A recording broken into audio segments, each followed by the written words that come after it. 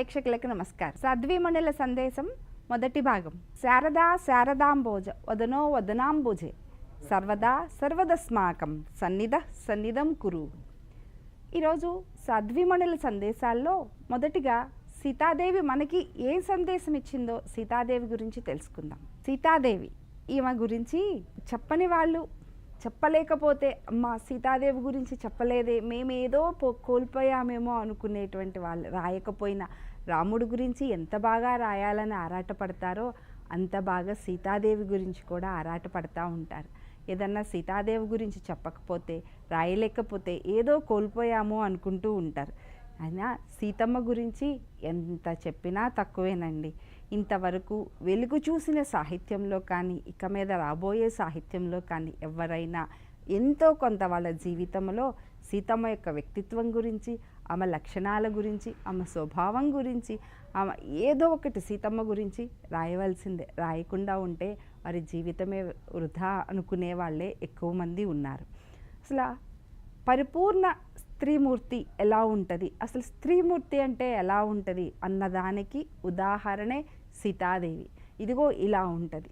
స్త్రీమూర్తి అంటే ఎలా ఉండాలి, పరిపూర్ణ స్త్రీతత్వం అంటే ఏమిటంటే సీతాదేవినే ఉదాహరణగా చూపిస్తూ ఉంటారు. ఇంకా ఆసేతు హిమాచల పర్యంతం ఇన్ని లక్షల సంవత్సరాలైనా కూడా అందరూ సీతాదేవిని ప్రాతస్మరణీయాలు స్మరిస్తూనే ఉంటారు. ఆమె అంత గొప్ప వ్యక్తిత్వం ఆమెది. అంటే ఏదో ఒక మన జీవితంలో ప్రతిరోజు ఏదో ఒక కార్యక్రమంలో ఏ పని చేసుకుంటున్నా ఏదో ఒక సందర్భంలో మనకి సీతాదేవి గుర్తొస్తూనే ఉంటుంది. ఆమెను గుర్తు చేసుకుంటూనే ఉంటాం. ఇంకా దుష్ట శిక్షణ శిష్ట రక్షణకి ఈ నారాయణుడు అవతరించదలుచుకున్నప్పుడు ఈ అవతారంలో, రామావతారంలో సీతమ్మ లేనిదే పని కాదు, అమ్మ లేనిదే పని కాదని గ్రహించి అమ్మవారు కూడా వచ్చారు. రాముడితో పాటు ఉన్నారు. దుష్ట శిక్షణ శిష్ట రక్షణ చేయటమే కాకుండా రాముడి ఉద్దేశం ఇంకొకటి, నారాయణుడికి ఇంకొక ఉద్దేశం ఉన్నది. ఏమిటయ్యా అంటే మానవుడిని మహామనిషిగా తీర్చిదిద్దాలి అని ఆయన అనుకుంటున్నాడు. మరి అలా అనుకున్నప్పుడు అది ఆయన ఒక్కడి వల్లే కాదు కదా, అమ్మ సహాయం కూడా కావాలి. ఇద్దరు కలిసి మన మానవుల్ని, మనల్ని ఉత్తమ మనీషులుగా తీర్చిదిద్దారు వాళ్ళిద్దరు. ఒక ఆదర్శ దాంపత్య జీవితం ఎలా ఉండాలి, ఆదర్శ మనిషి అనేవాడు ఎలా ఉండాలి, అసలు వాళ్ళ వ్యక్తిత్వం ఎలా ఉండాలి, మన జీవన విధానం ఎలా ఉండాలి, ఎలా జీవించాలి, మనిషి ఒక మంచి మనిషి అనిపించుకోవడానికి ఉండవలసిన లక్షణాలు ఏంటి, అసలు మానవుడు అనేవాడికి ఉండవలసిన లక్షణాలు ఏంటని రాముడు చెప్తే, స్త్రీమూర్తికి ఉండవలసిన లక్షణాలు ఏంటదని సీతాదేవి ఆచరించి చూపించారు మనకి. అందుకే స్త్రీమూర్తి మనకి, స్త్రీమూర్తుల్లో సీతాదేవి ఆదర్శనీయురాలు. ఈనాటికి ఏనాటికైనా కూడా మనకి సీతాదేవే ఆదర్శం. ఆమెను ఆదర్శంగా చేసుకుని మనం మన జీవితాలని సాగిస్తూ ఉన్నాం. ఇంతటి ఆదర్శాలని, సందేశాలని ఇచ్చిన సీతాదేవి వ్యక్తిత్వం ఎంత గొప్పదండి. అసలు కంబరామాయణంలో కంబకవి రాస్తారు, సీతాదేవి సద్గుణాల రాశి అంటాం కదా. ఆ గుణాలన్నీ అంట ఏ ఒక్క గుణం కూడా సీతమ్మలో అంటే నేను వెళ్ళి సీతమ్మలో ఈ గుణంలో నేను చేరకపోతే నా ఈ గుణానికే ఒక మాయను మచ్చగా ఉంటుంది అన్న ఉద్దేశంతో అన్ని గుణాలు వరుసగా క్యూ పెట్టి సీతాదేవిలో చేరాయంట. అమ్మో నేను వెళ్ళకపోతే నాకే లోటు, నాకే అవమానమని సీతమ్మలో చేరాయంట. అంతటి సుగుణాల రాశి ఆమె. పోనీ అందం లేదా, దేదీప్యమానమైనటువంటి అందం, అందానికి అందం, గుణానికి గుణం, అంతేనా? ఇంకా చూడండి ఆమె దగ్గర ఏమున్నాయో, వినయం, విధేయత, క్షమాగుణం, అందరినీ ఆదరించేటువంటి గుణం, సేవాగుణం, దయాగుణం, వివేకం ఉంది, వివేచన ఉంది, పెద్దలని గౌరవించడం అనే లక్షణం ఉంది, తల్లిదండ్రులను గౌరవించడం అనే మంచి ఉత్తమమైన గుణం ఉంది, అత్తమామలను తల్లిదండ్రులతో సమానంగా చూసేటువంటి ఉదారమైన గుణం ఉంది. ఇంకా ఇది అని చెప్పడానికి లేవు. సీతమ్మలో ఈ గుణం లేదు అని చెప్పలేం. అన్ని గుణాలుతో పూతపూసినటువంటి మహాస్త్రీమూర్తి ఆమె. జనక మహారాజు వాళ్ళ రాజ్యంలో మిథిలా నగరంలో కరువు కాటకం, మిథిలా నగరం కరువు కాటకాలతో అల్లాడుతూ ఉంటే భూమిని దున్ని యజ్ఞం చేద్దామని మొదలుపెట్టినప్పుడు ఆ భూమిని దున్నే క్రమంలో సీతాదేవి ఆయనకి దొరికింది. భూదేవి ప్రసాదించిన వరప్రసాదంగా ఆయన ఆమెని స్వీకరించాడు. అంతేకాదండి, ఆయన జనక మహారాజు విదేహుడు, మహాజ్ఞాని, పండితుడు. ఆయన తనకున్న శక్తితో అమ్మవారిని చూడగానే, సీతాదేవిని బాల్యంలో దొరికిన ఆమెని పట్టుకోగానే ఆయనకు అర్థమైపోయింది, ఈమె మామూలు సాధారణ స్త్రీ కాదు, ఈ భూమి మీద ఏదో ఉత్తమ కార్యం చేయడానికి ఉద్భవించినటువంటి పరాశక్తి, ఈ స్త్రీమూర్తి అని ఆయనకు అర్థమయ్యి, నేను ఎంతో అదృష్టం చేసుకోబట్టి నాకు ఈమె కుమార్తెగా లభించింది అనుకుని ఎంతో చక్కగా పెంచుకున్నాడు. ఆయనకు అప్పటి వరకు సంతానం లేదు. సీతాదేవి దొరికిన తర్వాత ఆయనకి ఊర్మిళాదేవి సంతానంగా కలిగింది. అయినప్పటికీ సీతాదేవిని ఎక్కడ ఏ విషయంలో కూడా ఆయన తక్కువ చేయలేదు, తక్కువగానూ చూడలేదు. చాలా ప్రాముఖ్యత ఇచ్చి పెంచాడు. ఒక రకంగా చెప్పాలంటే ఊర్మిళ కన్నా సీతాదేవికి అంత ప్రాముఖ్యత. ఎందుకు అంటే చిన్నతనం నుంచి ఆమె నడవడిక అలానే ఉండేది. తండ్రి మనసెరిగి నడుచుకుంది తండ్రి దగ్గర ఉన్నంతకాలం. తండ్రికి ఏది ఇష్టమో, తండ్రి ఇష్టాయిష్టాలు తెలుసుకుంది. అంతేనా, ఆ తండ్రి కూడా కూతురి ఇష్టాయిష్టాలు తెలుసుకుని, అంటే అమ్మాయి మన ఇంట్లో కొన్ని రోజులే ఉంటుంది, వివాహం చేసుకుని ఇంకొక ఇంటికి వెళ్ళవలసిన స్త్రీ. అక్కడికి వెళ్తే అక్కడ ఎలా ఉండాలి, ఎలాంటి జీవన విధానం ఈ మన పుట్టింట్లో ఉన్నట్టు మెట్టింట్లో అమ్మాయికి ఉండదు కదా. ఎక్కడికి వెళ్ళినా వాళ్ళ జీవన విధానానికి తగ్గట్లుగా తనని తను మార్చుకునేటట్లుగా తన కుమార్తెను ఆయన తయారు చేశాడు. ఇంకా విద్యలో ఆరితేరింది, అన్ని సకల విద్యలు నేర్చుకుంది, వేదాంగాలు నేర్చుకుంది, ఇంకా చిత్రకళలు నేర్చడం, అన్నిట్లోనూ విద్వాంసురాలు, పండితురాలు. సో మనం ఎంత చదువుకున్నా తల్లిదండ్రులకు గౌరవం ఇవ్వటం అనే లక్షణం ఉంది చూసారా. ఆ సందేశాన్ని సీతమ్మ వారు మనకిచ్చారు. తండ్రి దగ్గర గారాభము పోయింది, తండ్రి దగ్గర అన్ని విద్యలు నేర్చుకుంది, తండ్రికి గౌరవం ఇస్తూ మంచి కుమార్తెగా పేరు తెచ్చుకుంది. ఇక ఆయనకి తెలిసి మామూలు ఆమె కాదు, ఏదో లోక కళ్యాణం కోసం ఉద్భవించిన స్త్రీమూర్తి అని అర్థమయ్యి, ఈమెను వివాహం చేసుకోవాలంటే సాధారణ మానవుడు సరిపోడు, లోకోత్తముడైనటువంటి పురుషుడే ఈమెను వివాహం చేసుకోవాలి. అందుకోసం ఆయన ఏం చేయాలా అని ఆలోచించి ఇంటిలో ఉన్నటువంటి ఆ శివధనుసుని ఎవరైతే ఎత్తుతారో వాళ్ళకే తన కుమార్తెనిచ్చి వివాహం చేస్తాను అని చెప్పాడు. దానికి సీతమ్మ కూడా అంగీకరించింది. తండ్రి కుదిర్చిన వివాహమే చేసుకోవాలి, తండ్రి ఏ వ్యక్తినైతే చూపించి వివాహం చేసుకోమంటాడో ఆ వ్యక్తిని వివాహం చేసుకుంటే స్త్రీ జీవితం ఎంతో బాగుంటుంది అని సీతమ్మ మనకి ఇస్తున్నటువంటి సందేశం. ఇంత పెంచి పెద్ద చేసినటువంటి నా తండ్రికి నా ఇష్టాలు, నేను ఎక్కడుంటే గౌరవంగా ఉన్నతంగా జీవిస్తాను, ఇవన్నీ నా తండ్రికి తెలిసినట్టుగా నాకు తెలియదు. ఎంతో గారాభంగా అల్లారు ముద్దిగా నన్ను పెంచుకున్న నా తండ్రికి నేను ఎక్కడుంటే సుఖపడతానో, ఎలాంటి ఇంటికి వెళ్తే నేను నాకు మంచిదో నా తండ్రికి తెలిసినట్టుగా నాకు తెలియదు కదా అని ఈ తండ్రి కుదిర్చిన సంబంధం చేసుకోవడానికి సిద్ధమైంది. ఇదండి సీతమ్మ బాల్యావస్థలో మనకిచ్చినటువంటి సందేశం. మనం మా ఇష్టాలు మాకుంటాయి కదా అని మనం ఈరోజు మాట్లాడుతున్నాం కదా. మరి 25 ఏళ్ళు మనల్ని కని పెంచిన తల్లిదండ్రులకి మనల్ని వివాహం చేసి ఒక ఇంటికి పంపించేటప్పుడు ఎలాంటి ఇంటికి పంపించాలో మనకన్నా మన తల్లిదండ్రులు బాగా ఆలోచిస్తారు కదా. వాళ్ళకన్నా మనకి ఎక్కువ తెలుసా, మన మీద ఎంత ప్రేమో పెట్టుకుంటారు కదా.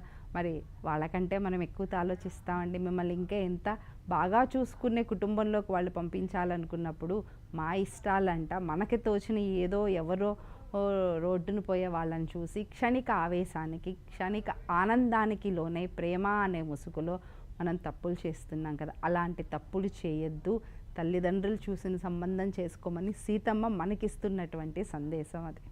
సో అలాగే ఆయన ఎవరైతే శివధనుసు ఎత్తితే వారికి ఇచ్చి వివాహం చేస్తానన్నాడో అలాగే చేశారు.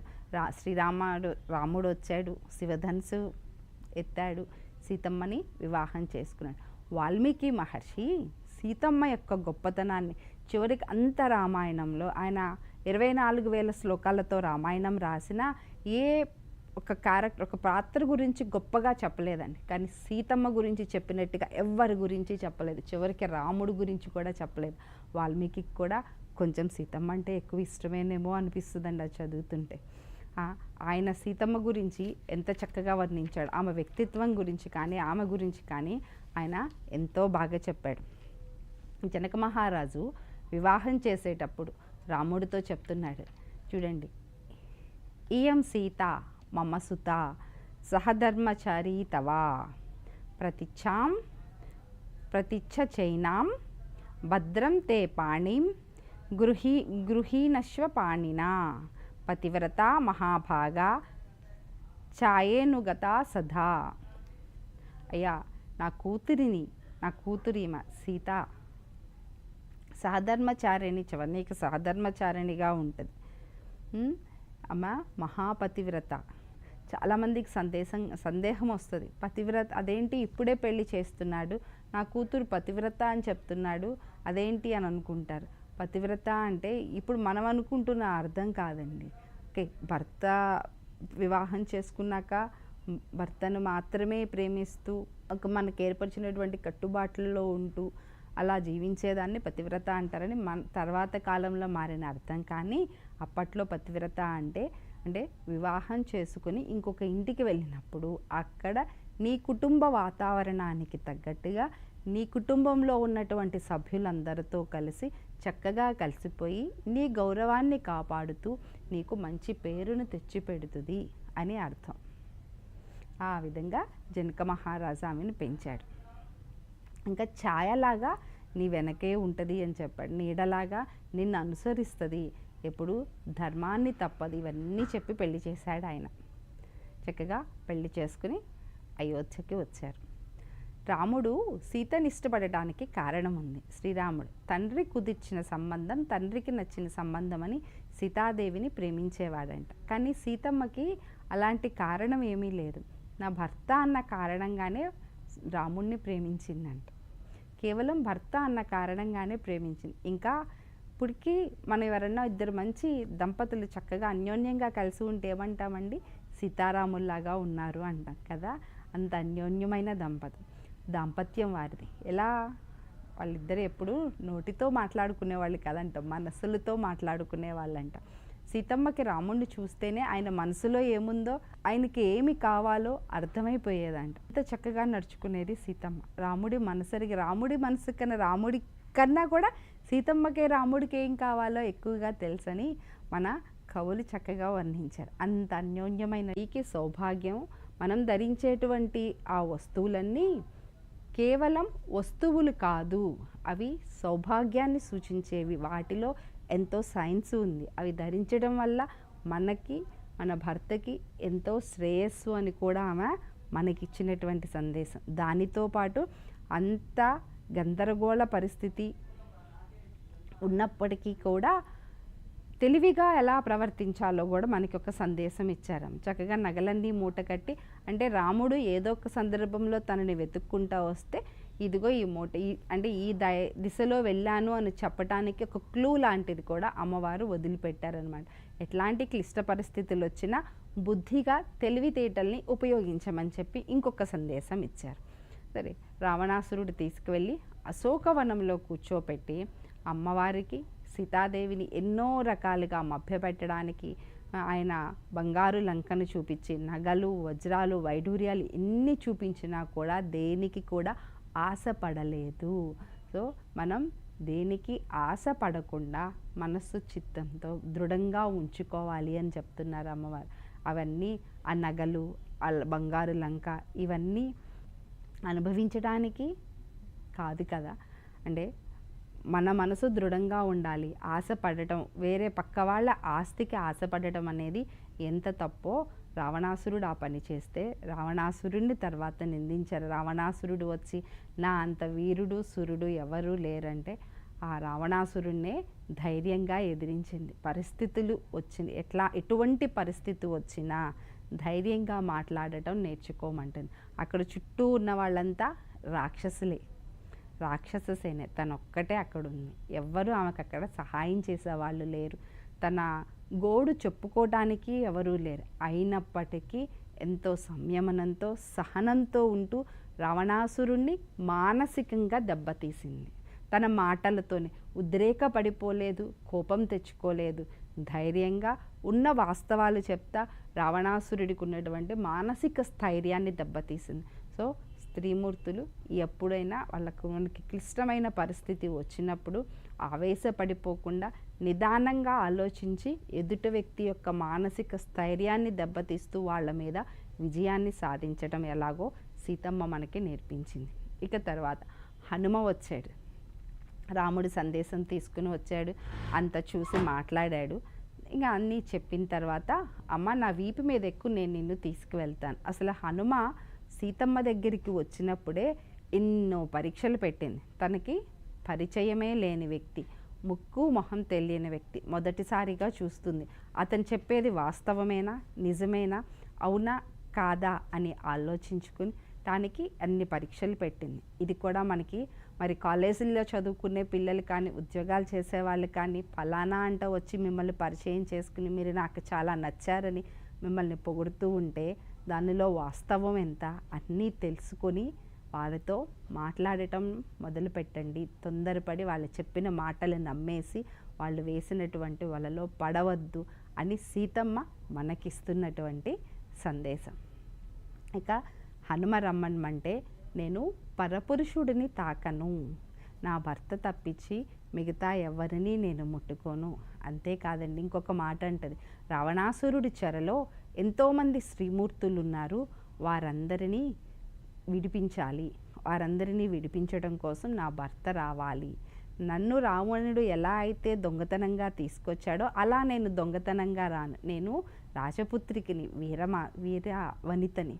సో నా భర్త వచ్చి రావణుని సంహరించి నన్ను తీసుకువెళ్ళాలని మంచి సందేశాన్ని పంపించింది సీతమ్మ. ఇంకా రావణ సంహారం అయిపోయిన తర్వాత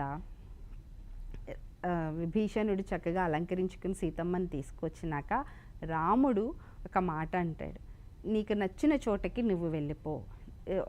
లంకలో 1 సంవత్సరం పాటు ఉన్న నిన్ను నేను ఏలుకోలేని, నీకు నచ్చిన చోటకి వెళ్ళిపోమన్నప్పుడు ఆత్మాభిమానం, ఆత్మవిశ్వాసం కలిగినటువంటి స్త్రీ ఎలా మాట్లాడాలో అలా మాట్లాడింది. ఈ ప్రతిదానికి మనం సమయం సందర్భం బట్టి ఎలా మాట్లాడాలో సీతమ్మ దగ్గర నేర్చుకోవాలి.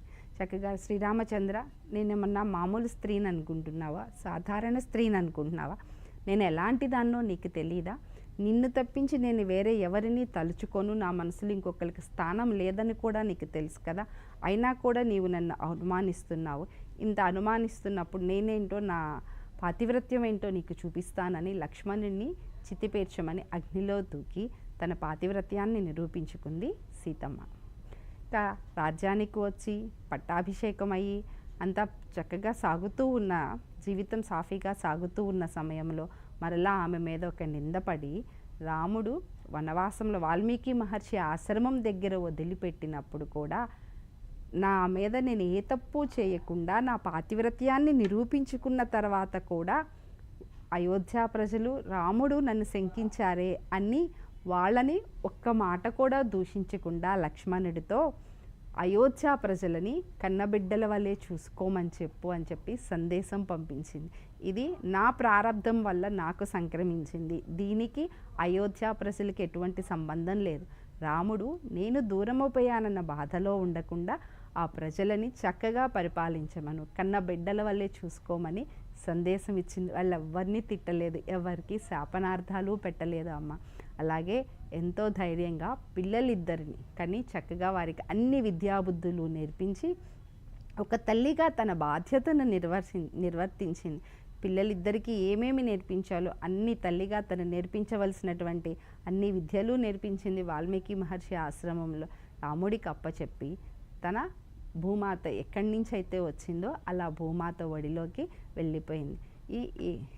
ఏమీ గుణాలు లేవు చెప్పండి, వివేకం ఉంది, వినయం ఉంది, వినమ్రత ఉంది, క్షమాగుణం ఉంది, ప్రజలనే క్షమించగలుగుతాను మీద మరి అంత నింద వేసినప్పుడు ఈ రోజుల్లో అయితే ఎవరైనా క్షమించగలుగుతారా? కానీ సీతాదేవి మరి ఎంత ఓర్పు సహనం అన్నీ ఉన్నాయి. మరి ఇవన్నీ ప్రతి స్త్రీమూర్తికి అవసరమే కదా. అందుకే మనకి సీతాదేవే ఆదర్శం. ఆమె అడుగుజాడల్లో నడుస్తూ మనం కూడా ఒక ఉత్తమమైనటువంటి మహిళగా ఎదుగుదాం. సెలవు. మరొక భాగంలో